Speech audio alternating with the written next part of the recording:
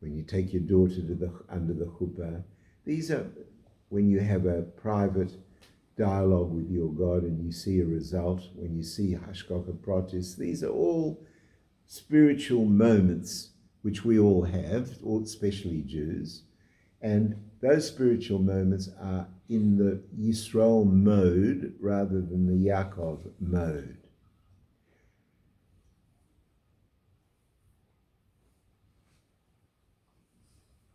Now,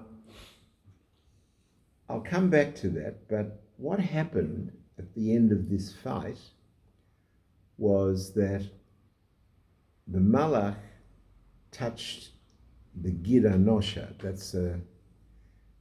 It's a sinew in the rump, in the back of the thigh, running up to the rump, and therefore we don't eat the Gid Anosha. And it must occur to you that if we are dealing with so massive a spiritual phenomenon about the prediction of Am Yisrael in the world for 2,500 years of exile, of Golus, what are we getting so fussed about one tiny detail of the Gid Anosha? And let me just explain that. So what happens is we're not allowed to eat that particular sinew or nerve or whatever it is. I don't know what the technical, I think it's technically a sinew.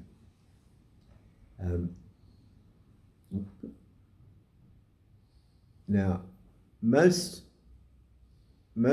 kosher organizations, to take out the Gid Anosha is a very, very complicated specialist. Butchers used to do it here.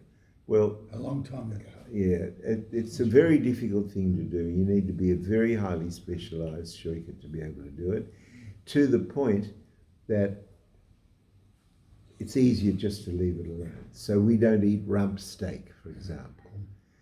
Even on from an animal that's been slaughtered by a kosher process and bled and rinsed and but we still don't eat rump steak because that's got the Gid Anosha in it and we don't take it out. In Israel, they do take it out, and I've been told that there's an economic reason for that there's a meat shortage, and therefore rather than waste it, they have specific shoichtim who are skilled in this area and who do it. I don't know whether that's right.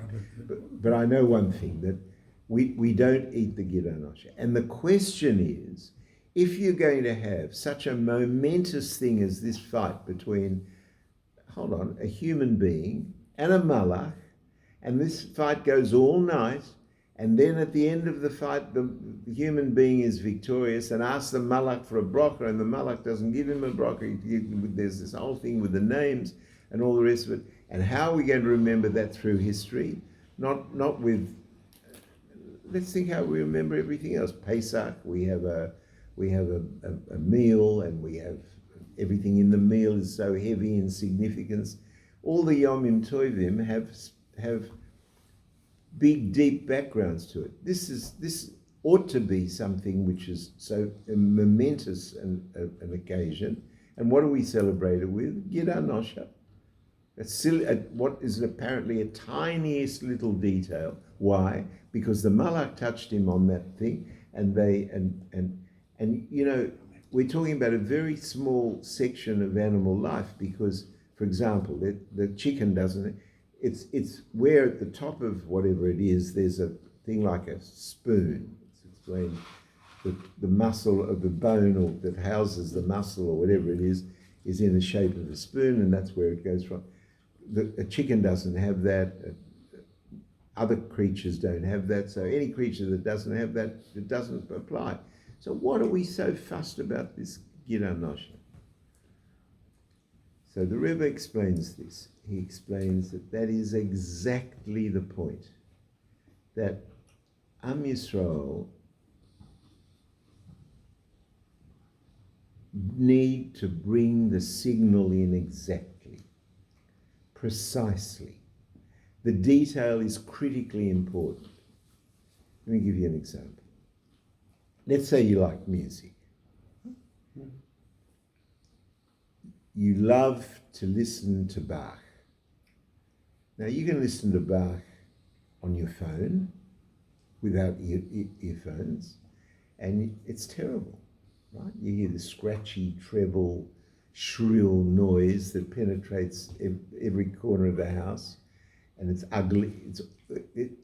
Any resemblance to the depth and beauty of the Bach that you love, you don't have, right? But if you have good instruments, the better the instruments, the clearer the signal. You bring the signal in more clearly, then it's more effective, and you hear the music better, deeper, richer. We have 613 mitzvahs. Giranosh is one of them.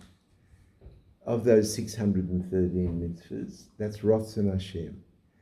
The question for a yid is how clearly he's bringing in that signal.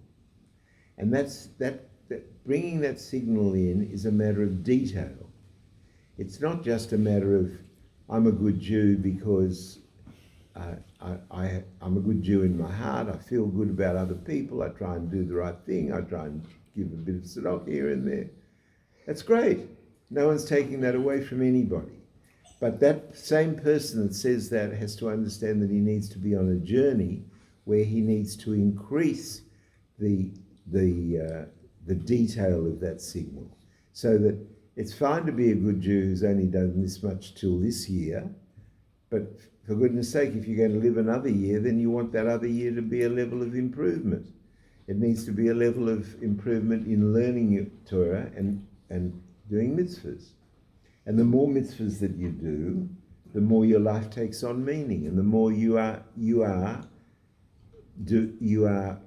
participating in your shlichus. Now you've got to get this.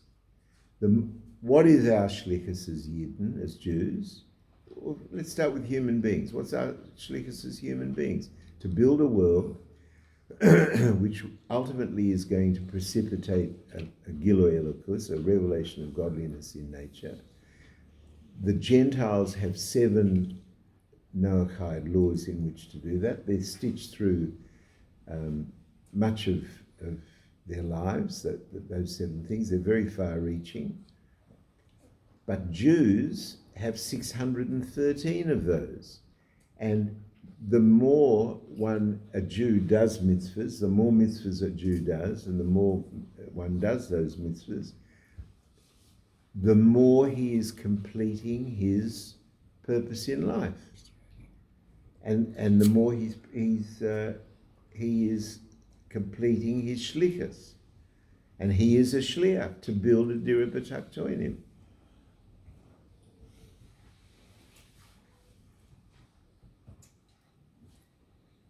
So, let's go back to the 2 names. You have Yaakov and you have Yisrael. And the truth is, why is it that both names are not only available but are used in all Torah learning? Because the life of a Jew is at both of those 2 levels. A Jew is Yaakov Begashmis, as I explained, and Yisrael Baruchnius. Now the problem is that you can't be Yisrael the whole of the time. You can't. Why? Because you have to be involved in the world. It's all very well to daven. Let's review davening. Let me just do this with you. What do we do? Why do we daven?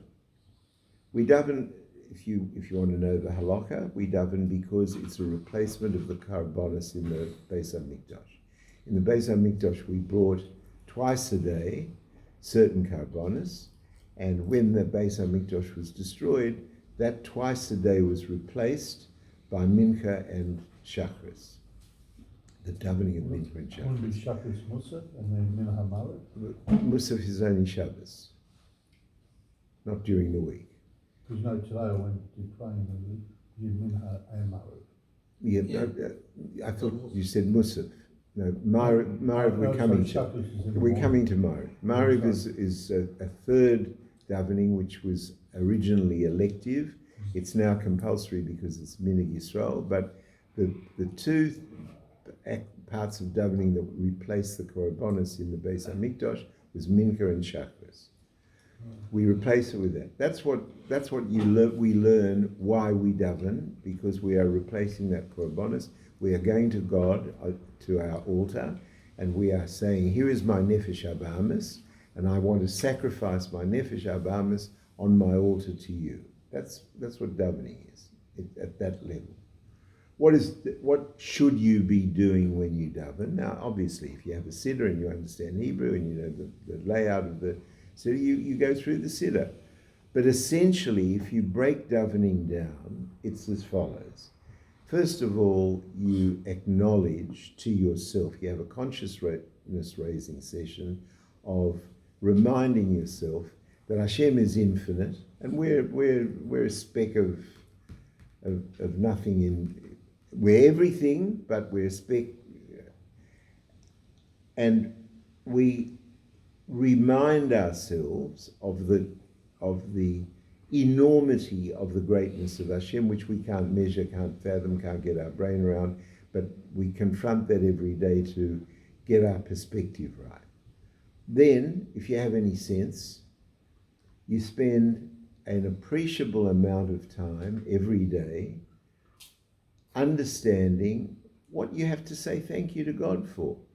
If you're healthy, if your blood pressure's all right, if your teeth are all right, if you don't need nappies, whatever it is that your health, the amount of money you have, the relationships you have, the relationship you have with your children or your grandchildren, or whatever positives there are in your life, you're an absolute fool not to spend some time with your God, one-to-one, saying thank you.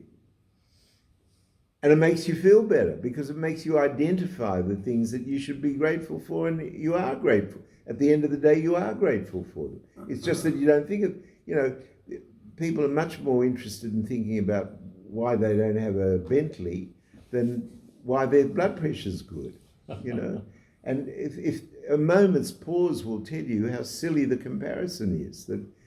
So all the things that you know are positives and that you say, so spend the time saying thank you, has two effects. First of all, you're saying thank you, and second of all, it makes you more conscious of your own good fortune and in having those things.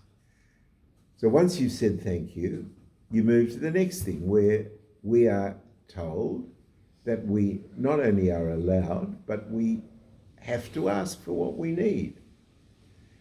And what we need and what we want, that's now a matter of semantics, so let's just leave it at what we want. So then you have a list of what you want. You want to be healthy, you want to live longer, you want to have more money, you want nachas from your children, you want this to be fixed, you want that to be fixed.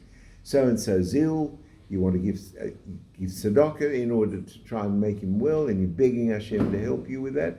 And that's the next period of davening, the period of davening where you're asking for your needs. So all of those things you do in your Yisrael mode.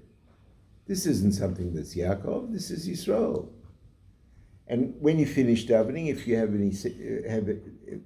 have the good fortune to have someone to learn with a little bit, you can start with 5 minutes a day, 3 minutes a day, 5 minutes a week, whatever it is, so long as it's something that you are adding to, and you have to add to it in normally available increments. In other words, you don't go into shul one day in bare feet and a swimming costume, and next week in a kapota. Because what's that kapota worth? It's a joke. So you can't say, I don't keep Shabbos, I don't keep kashrus, I don't keep this, I don't keep that, but from next week I'm going to keep 613 mitzvahs. It's not going to happen. You start with one. My first teacher told me that to be very, very careful before I take on a mitzvah. The first mitzvah he gave me, I used to shave, and I used to love to shave in the shower with a blade, and I had a mirror in the shower, and I put on the shaving, and I'd shave in the, and it was clean, and you wash the razor, and you wash your face, and he said that it's forbidden to take a razor to your face. I didn't know that. So he said, if you're going to shave, make your first mitzvah that you use an electric razor. So I went out and I bought a Remington electric razor and began to shave with an electric razor. But he said to me, you take on your mitzvah, think very carefully before you take it on. Is it really practical? Is it something that you can really do? If it is, never give it back. I've never taken a blade to my face since, right? So, but where When did you throw the shaving one? huh? When did you throw the electric one? Yeah, that's when that happened at a different time. Yeah. Don't you ever get permission if you want to shave from the leading rabbi? No, you don't. It depends. Look, some Jews shave, some not with a razor, but with the scissor is allowed. With cream, it's allowed. With an electric razor, it's The allowed. rabbis, some rabbis shave, eh? Yeah. But Chabad, in Chabad we don't. Not only do we not shave, but we don't cut any of the hair on the beard. So if you have a long beard like I do down here, it's held up with a rubber band and a pin. So, so going back to davening, but you can't daven in the Yaakov mode. When you're davening genuinely in the way I've described, and I suggest if you're not doing that, you should take it on because that's the way a Jew needs to daven. If you daven from the Siddur, of course you should daven from the Siddur as well. But there has to be three elements to it. You have to be conscious of who God is, your God is. You have to be thankful for all the blessings that you have. And you have to ask Hashem for the things that you need. That's what davening is. Yes. Now, you do that in your Yisrael mode. But when you go to work and you have to, and somebody starts to abuse you and refuses to pay you, and whatever it is that your daily struggles are in Gashmias, you're in Yaakov mode. Why are you in Yaakov mode? Because you couldn't get it done in your Yisrael mode. You need a shliach. Who's your shliach? Your Yaakov mode is your shliach. You understand this? That your Am Yisrael have a neshama, which is a nefesh elokis, which is a godly soul. A nefesh elokis is a chelik Eloka mimal. It's a part of God Himself. But that nefesh elokis can't fight with your creditors. That nefesh elokis can't pay your taxes, give tzedakah. You need to have a Yaakov component to do that, to live your life and do the physical mitzvahs in physicality. That's the main game. So you employ a shliach, and your shliach is your Yaakov mode. But you have to understand how different life is. If you understand that, then when you have you're driving to the office or home, and somebody hits your car, and it's maddening, right? But it's completely different maddening if you understand that that's by Hashgacha Pratis, and that's happening to you in Yaakov mode, and you're understanding it in Yisrael mode, and you're understanding that all of this is part of your daily nisyonis, and that's you're adding an extra brick into the dirba taktoinim by every challenge you overcome, by not hurting that person that bumped into you, not going over and beating him up or doing road rage or whatever it is. That's it's a different life, different set of perspectives. So l'chaim.